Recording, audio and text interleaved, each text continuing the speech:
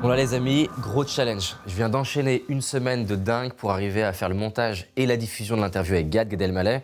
Ça a été un gros succès, sauf que moi j'ai pas beaucoup dormi. On a tellement été obsédés dans les détails. Ce week-end, je viens d'enchaîner avec l'animation de la formation de l'école de coaching, plus la préparation. On a fini hyper tard, sauf que là, c'est pas fini. Je suis censé là maintenant aller au Louvre parce que le Parisien et les Échos, ils ont organisé un événement dans lequel ils m'ont invité. Et quand on m'a proposé d'intervenir, je me suis dit waouh, c'est un peu chaud. Pourquoi? Déjà, le type de public, c'est des investisseurs de boîtes du CAC 40. J'ai regardé la liste des intervenants et c'est que des dirigeants de grandes boîtes. Les thématiques, c'est sur l'économie, sur le futur de la planète au niveau financier. Bon, tu me connais, je me suis dit allez, je prends le défi, c'est hyper intéressant. Et moi, j'avais pas le temps pour préparer le sujet. Et j'ai déjà vécu un cauchemar dans un TED précédent qu'on n'a pas diffusé parce qu'il y a eu des problèmes de zapette. J'appuyais sur le truc, ça passait dans tous les sens et on n'a pas diffusé parce qu'en fait, j'arrivais pas à être dedans. C'était à Lille, c'était vraiment horrible. Donc, un public que je ne connais pas, un public qui ne me connaît pas, enfin ils viennent pas pour moi. En plus c'est dans le Louvre, donc je me pose des questions de comment ça va être, est-ce qu'il va y avoir du bruit ambiant, est-ce que, enfin voilà, franchement, je sais pas. Et je vais parler des biais cognitifs sur l'investissement, c'est-à-dire les bugs de l'esprit qui fait que il y a beaucoup d'investisseurs qui ont perdu beaucoup d'argent pour faire un parallèle entre psychologie, performance et investissement. Mais je t'avoue que c'est un peu stressant là, tu vois, quand je me suis levé ce matin, un petit peu la boule au ventre. Et voilà, je me disais, mais en fait, David, quoi qu'il se passe, ça va aller. Dans tous les cas, tu vas apprendre. Et voilà, là, on part au Louvre et on va voir ce qui va se passer.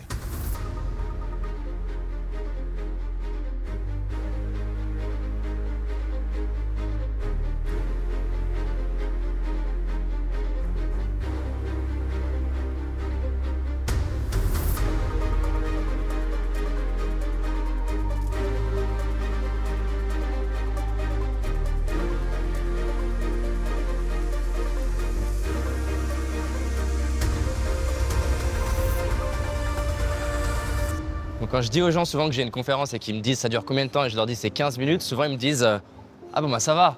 Et en fait, le plus dur en fait, c'est pas une conférence de 2 heures, le plus dur c'est une conférence de 15 putains de minutes.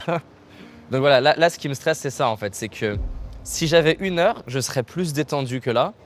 Parce que là j'ai 45 slides et j'ai 15 minutes, ce qui veut dire qu'il va falloir que je passe 3 slides par minute ou que je saute des slides, l'un ou l'autre, mais ça va être sport. Donc ouais, les formats TED un peu comme ça, c'est stressant.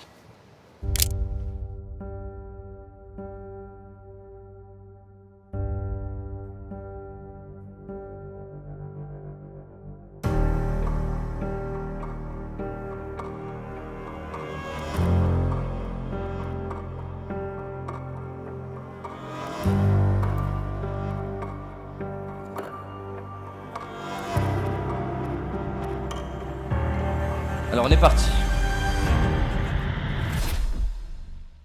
Comment expliquer que certaines personnes sont capables de prendre des décisions financières qui les enrichissent et d'autres non?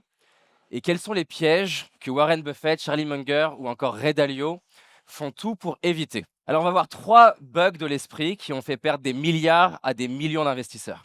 Donc j'aimerais vous poser une question. Vous avez le choix entre 2 assurances. Première assurance, c'est une assurance qui paye 100 000 € et qui couvre n'importe quelle cause. Le choix numéro 2, c'est une assurance qui paye pour 100 000 € en cas de décès, des suites d'une attaque terroriste. Laquelle des 2 assurances vous choisissez? Qui choisit la 1? Qui choisit la 2?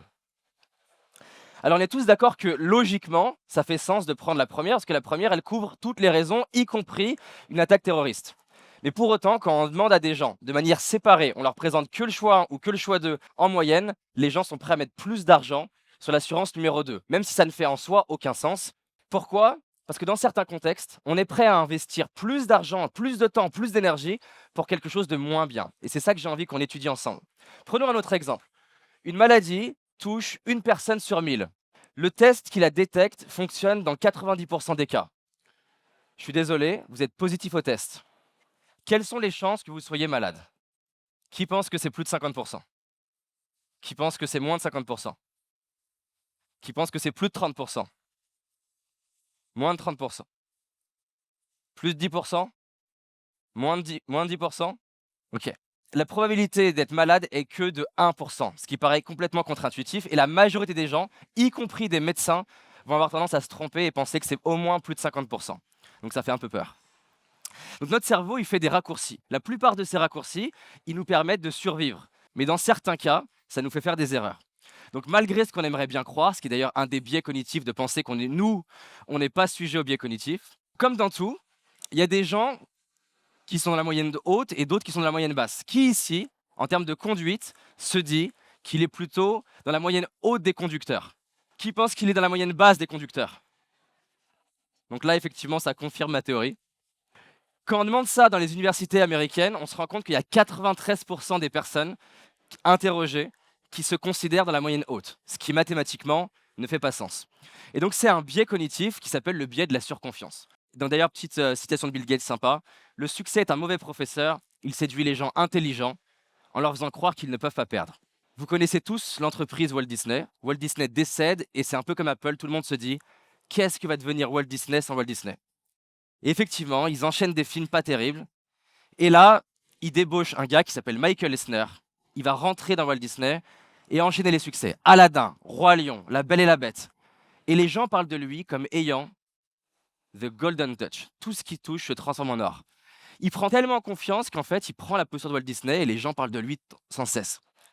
Ce qui va se passer, c'est que son ego, il gonfle, il commence à prendre de l'altitude et il s'attribue tous les mérites au point qu'il décide de virer son bras droit parce que ça le dérange que les gens, de temps en temps, félicitent son bras droit et pas que lui. Et son bras droit, il se trouve qu'il va créer avec George Lucas, DreamWorks, qui va devenir le concurrent principal. Il va se dire, je vais créer un parc, mais pas n'importe quel parc. J'ai envie de marquer l'histoire. Je veux être finalement le mec de la Renaissance moderne. Et je veux créer un parc, non pas à Barcelone, tout ce que ses conseillers lui conseillent de faire. Je vais le créer à Paris. Je vais prendre les matériaux les plus chers, les architectes les plus chers. Et je vais me rentabiliser parce que ce sera très cher. Le parc ouvre. Et par rapport à ce qui était attendu dans le scénario juste neutre, ils ont la moitié des ventes. Et ça va se transformer en une catastrophe. Et bref, Michael Eisner va enchaîner des erreurs comme ça, alors que ce mec-là manque pas de QI, manque pas d'expérience, mais c'est le biais de la surconfiance. Et au passage, ceux qui en souffrent le plus sont ceux qui disent qu'ils n'en souffrent pas. Au point d'ailleurs que le cousin de Walt Disney va faire une vidéo à destination de tous les actionnaires en disant « S'il vous plaît, dites non à la prochaine élection pour que Michael Eisner soit viré. » Donc je vous ai parlé d'un premier type de piège qui est les pièges de l'esprit vis-à-vis de nous. Et là, ce que j'aimerais qu'on conclue vis-à-vis de l'investissement, c'est que les investisseurs qui enchaînent les succès, ils vont avoir tendance à avoir des tailles d'investissement qui montent et une fréquence qui augmente au point d'augmenter les chances de tout perdre. Solution numéro 1, être 2 fois plus attentif quand tu sens cette petite excitation, cet optimisme de « franchement, je gère ». Et ça nous est tous arrivé de marcher comme ça dans la rue, de se dire « je suis vraiment trop fort ». Quand tu entends cette musique ou quand tu sens cette odeur la prochaine fois, rappelle-toi d'un truc, ça pue. Prends un pas de recul et pose-toi la question « qu'est-ce que je vois pas ?» Une deuxième solution qui vient de Ray Dalio, je l'adore cette phrase, « entoure-toi de gens brillants, pas d'accord avec toi ». Et cette phrase, lui, le concernant, il l'a appris dans la douleur parce qu'il a perdu des milliards en ayant son ego qui gonfle. Attends, mais ça veut dire quoi là, ces cycles, ces graphiques? Franchement, je comprends rien. Non, on n'a pas besoin d'être un expert du marché financier, ni de la crypto ou de l'IMO pour atteindre la liberté financière. Parfois même, c'est le contraire. D'après OpinionWay, plus de 80% des Français s'empêchent d'investir parce qu'ils trouvent ça trop complexe. C'est certainement ton cas. L'idée de faire travailler son argent, c'est beau, c'est alléchant, mais on ne le fait pas. Pourquoi ? Parce qu'on a peur de faire des erreurs, de confier son argent durement gagné à des inconnus comme des banques et des plateformes. Du coup, la question c'est est-ce que cette peur elle est légitime ou est-ce que c'est juste le fruit d'un manque de connaissances et d'expertise? Et moi je trouve que le mieux, c'est quand même de mettre l'argent sous le matelas. Il n'y a personne qui le prend. William Sheridan, qui est un professeur de Stanford, s'est posé la question. Après avoir analysé les prédictions d'économistes sur plus de 25 ans, il s'est rendu compte que sur 48 prédictions, 46 étaient fausses. Pire que ça, les prédictions de la Banque centrale des États-Unis se sont révélées encore moins fiables que s'ils avaient été faites au hasard. Alors du coup, c'est quoi qui fait la différence entre celles et ceux qui sont libres financièrement et les autres? Justement, on organise un live pour partager avec toi ce qu'on a appelé l'équation de la liberté financière. On parlera de comment générer plus d'argent, comment accumuler de la richesse, comment investir cet argent de manière stratégique. Et on verra quels sont les mécanismes psychologiques mal connus qui influencent tes décisions et qu'on prend malheureusement au quotidien. Ah non, j'ai déjà testé des trucs miracles pour s'enrichir sans rien foutre, sans effort, facile, sans connaissance. Promis Marc, on va pas parler d'NFT, de crypto miracles ou de la solution qui rendrait même jaloux Madoff. On va parler de quelque chose qui est sérieux. Et il te suffit de cliquer sur le lien sous la vidéo pour réserver ta place et qu'on découvre ensemble l'équation de la liberté financière.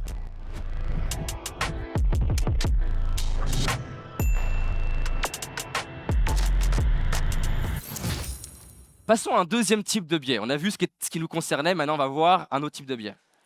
Est-ce que cette action, elle est cheap, elle est pas chère? Elle passe de 30 $ à 10 $. Est-ce qu'elle est pas chère? Très difficile de savoir, on est d'accord. Et donc effectivement, le commun des mortels dont je fais partie, qui sont très peu knowledgeable, qui sont très peu instruits sur l'investissement, vont se dire « Oh waouh, c'est dingue, Facebook vient de perdre en valeur, c'est forcément intéressant ». Mais pour les investisseurs aguerris, vous êtes d'accord que ça ne dit pas à quel point cette action, ce stock, il soit vraiment intéressant. Et ça fonctionne avec le biais d'ancrage. Si je vous présente une bouteille et je vous dis qu'elle a 2000 € et que plus tard vous la voyez à 1500 €, vous dites qu'elle est pas chère. Et potentiellement 2000 €, c'était extrêmement cher. Et notre cerveau fait ça tout le temps.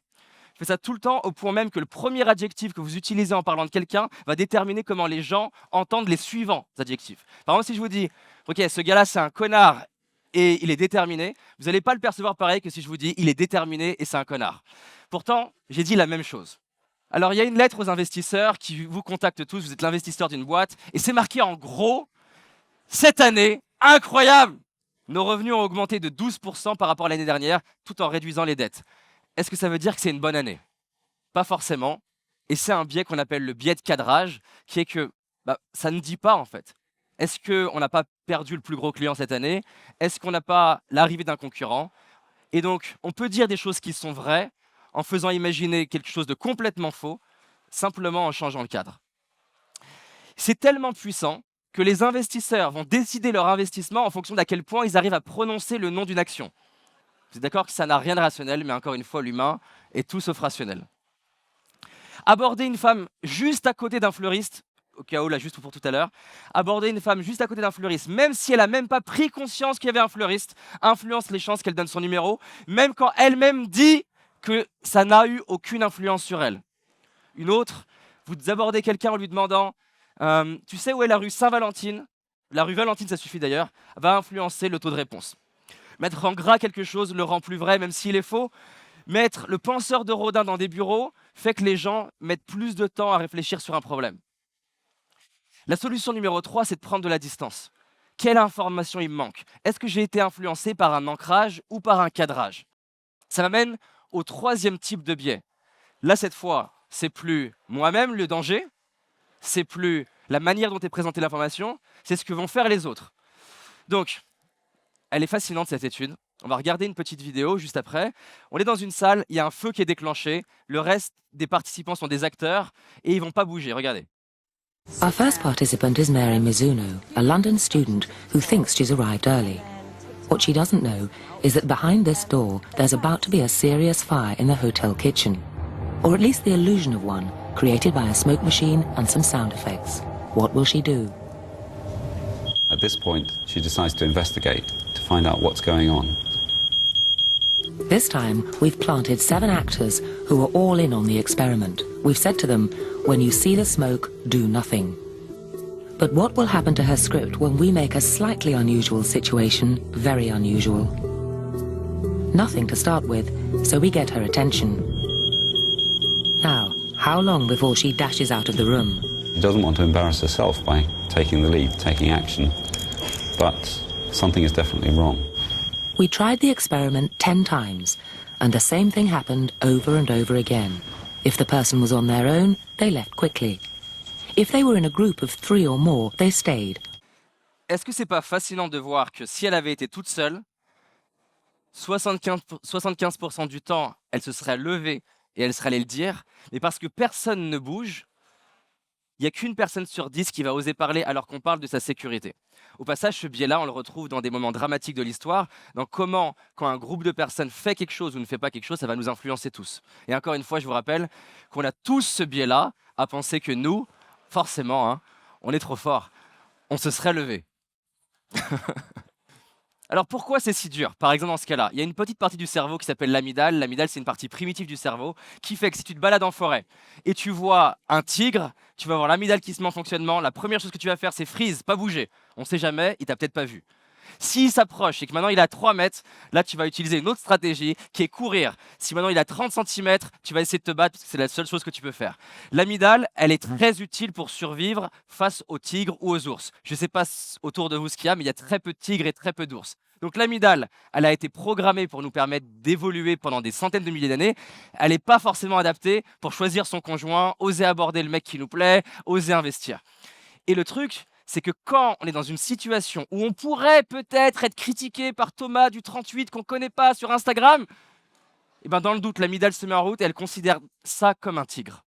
La bonne nouvelle, c'est qu'on a la possibilité de rééduquer non pas l'amygdale, mais d'autres parties du cerveau, entre autres le lobe préfrontal, pour reprendre le pouvoir. Donc un chercheur, regardez bien, se fait passer pour un médecin. Il appelle des infirmières dans différents services et il leur demande de donner 20 mg d'un médicament à un patient. Plusieurs signaux d'alerte. Ce médicament, il est inconnu pour l'infirmière, elle ne le connaît pas. Le médicament est normalement interdit. La boîte indiquait que la dose max est 10 mg. Mais lui, il se présente comme étant un médecin. À votre avis, combien d'infirmières administrent aux patients le médicament? 10%? 30%? 50%? La bonne réponse, c'est 95%. C'est-à-dire que 95% des infirmières vont administrer le médicament. Alors bien sûr, on va tous se dire, mais moi, si j'étais infirmière, je ne serais pas dans les 95%, je serais dans les 5%. On est tous d'accord, hein? On fait tous partie des 5%. Solution numéro 4, c'est d'oser défier le statu quo, oser déranger, oser ne pas être compris, oser avoir des gens qui vous trouvent ridicules, qui nous trouvent ridicules. Et c'est trop marrant dans l'histoire, à chaque fois qu'il y a quelqu'un qui ose sortir du dogme, comment tout le monde va penser qu'il est inintéressant, bête. Quand, par exemple, Einstein sort la théorie de la relativité, il y a plein de scientifiques qui disent qu'il est stupide. Quand Elon Musk dit qu'il va mettre des fusées dans l'espace, il y a Armstrong qui dit qu'en gros, Elon Musk est stupide. Et encore une fois, ça vient de quoi? De l'amygdale. Donc, conclusion, parfois nos biais cognitifs, ils nous font être le pantin de nos propres émotions. On est super excité, super content et on devient aveugle, biais de confirmation. Ou alors, on est frustré, on est sceptique. Et c'est ce qu'on voit en économie, justement, avec cette idée où il y a la courbe du pessimisme. Et on se met à prendre des décisions qui ne sont pas rationnelles. Ou alors, un autre biais cognitif qui est l'aversion à la perte. On va avoir tendance à avoir plus mal à l'idée de perdre 50 que de gagner 50, ce qui, en soi, logiquement, n'est pas rationnel. On va être aussi le pantin de la manière dont les autres, les médias, nos amis, même des gens bien attentionnés, nos parents, vont cadrer l'information. Ça peut être dans vos équipes, ça peut être vos collègues, vont vous donner l'information à partir de ce qu'ils ont, et cette information, elle va complètement biaiser votre interprétation de est-ce que c'est le bon moment d'investir ou pas, est-ce que c'est le bon moment de faire telle ou telle action. Mais aussi, celle qui compte vraiment pour moi, c'est cette tendance au conformisme. C'est mon quotidien de voir des gens qui ont des rêves. Là, j'ai un entrepreneur qui fait 10 millions d'euros de chiffre d'affaires, et il me dit en secret, comme si c'était un truc qu'il ne fallait pas qu'il dise, qu'il adore la musique. Et moi, naturellement, je lui dis, mais qu'est-ce que t'attends en fait pour faire de la musique? Ouais, mais tu te comprends, dans la Startup Nation, s'ils voient que je fais de la musique, c'est quand même chelou, c'est bizarre, que d'un coup je deviens artiste, que je suis plus un entrepreneur qui cartonne. Et en fait, là, il n'est pas en train d'écouter le murmure à l'intérieur de lui. Il n'est pas en train d'écouter ce qui est vraiment au fond de lui. Il est en train de se conformer à ce qu'il pense qu'il va être bien vu pour des gens qui finalement, si on te critique quand tu es en train de suivre ce qui est important pour toi, est-ce que c'est vraiment des gens qui comptent pour toi? Mais ça, c'est l'influence, entre autres, de l'amygdale qui nous amène à prendre plein de décisions et à faire des choses ou ne pas faire des choses juste par peur d'être critiqué. Alors encore une fois, on va se dire, oui, mais pas moi. Et donc j'aimerais vous poser la question. Qu'est-ce que vous ne faites pas aujourd'hui par peur d'être critiqué? Quelle conversation vous n'avez pas? Quelle vidéo vous ne publiez pas? Quelle entreprise vous ne créez pas? À quelle personne vous n'osez pas parler? Quand j'étais aux États-Unis, je vois Jay-Z et je le vois et je me dis, il faudrait que j'aille lui parler. Je lui ai parlé, j'avais la voix qui bredouillait, c'était horrible, je me suis pris un gros vent. Il était gentil. Mais j'étais content de moi parce que ça m'a entraîné. Ça m'a entraîné à que quelques années plus tard, je sois sur l'île de Richard Branson et cette fois, à force de me prendre des noms, je sois plus à l'aise. Et quand j'étais assis à côté de Richard Branson et que je discutais avec lui, j'ai repensé, je me suis mis les larmes aux yeux à côté de lui, il n'a pas compris. J'ai repensé au David de 15 ans mal dans sa peau, complexé, timide, qui n'est pas capable de lever la main en cours, d'aborder une fille qui lui plaît, qui est persuadé qu'il va faire 40 ans toujours puceau d'eux. Et je me suis dit, putain, à force de faire des trucs qui te font peur, parler sur scène, partir aux États-Unis, organiser des événements, aller aborder des gens qui t'inspirent, ces trucs qui étaient inconfortables, ils sont devenus plus faciles. Ton amygdale, qui prenait tout le pouvoir, elle a beaucoup moins de pouvoir. Et c'est ça, en fait, dont j'avais envie de vous parler et qui me tient à cœur. Ici, et c'est un honneur pour moi d'être là, il y a des gens qui ont accompli des trucs qui je trouve magiques, incroyables dans cette salle. Et je me dis qu'en fait, peu importe là où on peut être un Michael Jordan, on peut être Richard Branson, on peut être le plus grand des investisseurs. Il y a un prochain chapitre pour nous. Et si j'avais pu contribuer qu'à une seule chose, c'est ça. Quand on laisse l'amygdale dicter notre vie, on se trouve des excuses pour ne pas saisir les opportunités qui peuvent changer notre vie. On cherche à éviter l'inconfort. On évite de s'exprimer, on évite de parler à cette personne qui nous plaît, on évite de s'affirmer et on succombe aussi à la gratification immédiate. Et on joue une petite vie. Alors, je ne sais pas ce que vous en pensez, mais moi, je pense que tous ici, on a la possibilité d'aller chercher un prochain chapitre et qu'on mérite de vivre une vie de ouf. Merci à vous.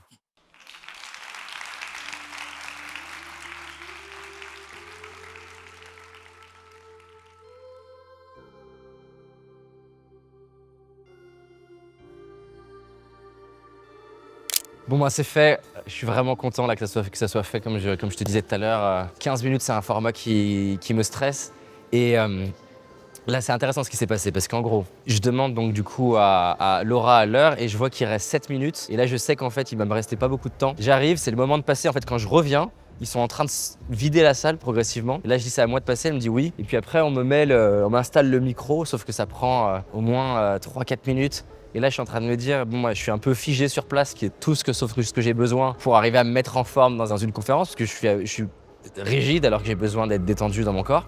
Et donc, juste après avoir fait ça, c'est le moment de démarrer. Donc, je saute un petit peu sur place, je me mets à côté de la salle et moi, je m'attends qu'ils fassent une petite annonce ou qu'ils disent, bah voilà, prochain speaker, c'est David. Et en fait, je vois qu'il y a la moitié de la salle qui est vide. Elle m'explique que je vais devoir descendre, monter sur scène sans être présenté. Et donc là, j'ai un peu lâché prise. Je me suis dit, bon, bah, de toute façon, tant pis. Et donc, je suis descendu, je me suis installé sur la scène. Et en fait, quand j'arrive sur la scène, mon micro n'est pas en route. Et donc, du coup, je ne peux pas parler à la salle. Bonsoir. Et les slides qui sont affichés sont pas les bons. Je suis très content en tout cas d'être là. Les slides, ça va être bon. Ah, c'est pas les bons slides. Ok, bon, en attendant, on va faire un peu de respiration. Donc j'ai pas de micro, pas les bons slides. Donc voilà, ça c'est mon démarrage. J'ai le micro qui se met en route. Et là je dis pour les slides, et là il lance un jingle.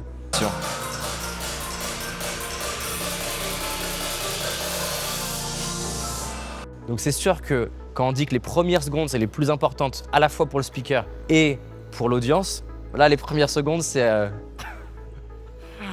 Mais bon, franchement en soi, j'étais dans une forme de lâcher prise, donc je continue. Je démarre ma conférence, j'essaie de rester ancré avec la pression du temps. Premier slide, deuxième slide, troisième slide, j'essaie de le passer et là il passe pas. Donc je rappuie plusieurs fois et là les slides ils passent et je me retrouve à 3-4 slides. Donc je fais en arrière et je me retrouve au tout début. Je fais une autre fois, je me retrouve après.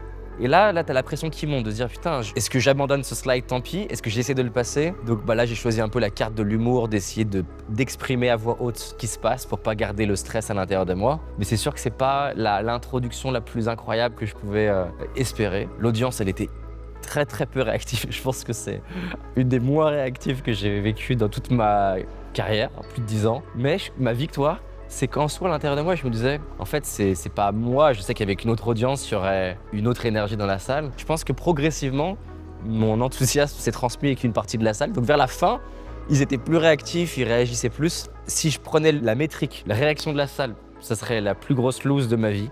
Mais en soi, vu qu'à l'intérieur de moi, je me sentais bien, que le contenu que j'ai partagé, je suis à l'aise avec, je suis content de ce que j'ai partagé. Pour moi, c'est une victoire. C'est pas la conférence de ma vie, mais c'est une victoire. Donc voilà, je suis content que ça soit fait. C'était une source de pression pour moi. Ce week-end, j'animais l'école de coaching. Là, j'avais l'avion lundi. C'était stressant pour moi d'avoir la semaine que j'ai eue la semaine dernière. Mais c'est fait. Bon là, je suis vraiment content que ça soit fait et je retiendrai une leçon à vie de ce qui vient de se passer. Comme je te disais, il y a quelques années à Lille, j'ai eu des problèmes de zapette et vraiment c'était compliqué au point que j'ai décidé qu'on diffuse pas le TED parce que j'étais vraiment pas dedans. Et en fait, ce jour-là, qu'est-ce que j'ai fait? J'ai mis mon estime de moi, ma valeur, dans les mains du public. Et on fait ça souvent. Par exemple, on va faire une conférence et si les gens y rigolent plus ou moins, ça détermine si on a réussi ou pas. On s'implique dans la relation avec notre femme, notre mari, et si dans 10 ans on est ensemble ou pas, c'est un échec ou une réussite. Alors que c'est pas totalement notre pouvoir. L'éducation de nos enfants, certes, on a envie qu'ils réussissent dans leur vie, qu'ils soient épanouis, mais est-ce que ça m'appartient totalement? Non, ce qui m'appartient, c'est ce que je vais donner.